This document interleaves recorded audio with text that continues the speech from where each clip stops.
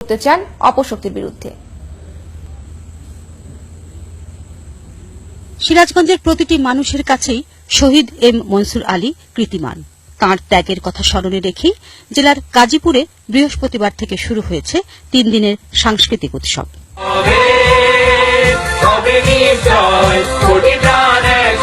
উৎসবে যোগ দেওয়া মানুষরা জানান, গাজীপুর নদী ভাঙনের এলাকা হলেও এখানকার মানুষ সংস্কৃতি চর্চায় কখনো পিছিয়ে ছিল না।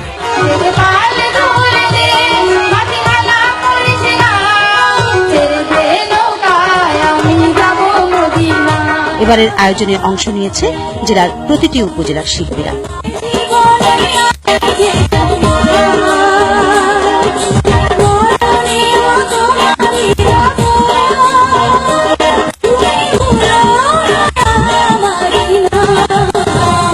সংস্কৃতিকে ধারালো করে প্রতিক্রিয়াশীলদের আমরা রুখতে চাই। আমরা কবলিত এলাকার মানুষ গাজীপুরের, তো আমাদের যদি আরো সুযোগ সুবিধা দেওয়া হয় তাহলে আমরা এই সংস্কৃতিকে আরো উন্নত করতে পারবো। মনসুর আলীকে স্মরণ করার নিমিত্তে আজকের যে আয়োজন, এটা নতুন ভাবে আমাদেরকে আরো উদ্দীপিত করবে।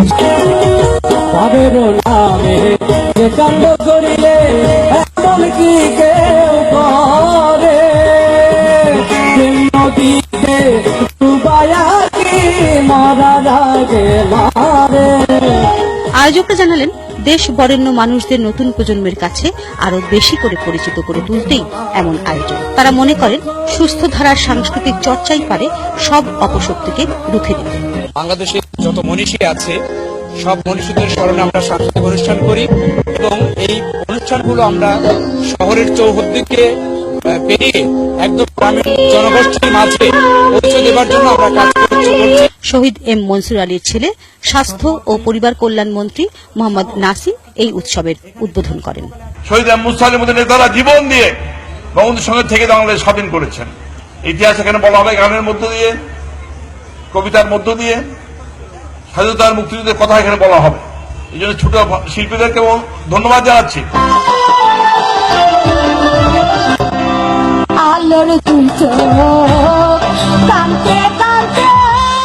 শিল্প সংস্কৃতি ঋদ্ধ সৃজনশীল মানবিক বাংলাদেশ, এই স্লোগানকে সামনে রেখে জেলা শিল্পকলার আয়োজনে বৃহস্পতিবার থেকে শুরু হওয়া 3 দিনের এই আয়োজন শেষ হবে শনিবার।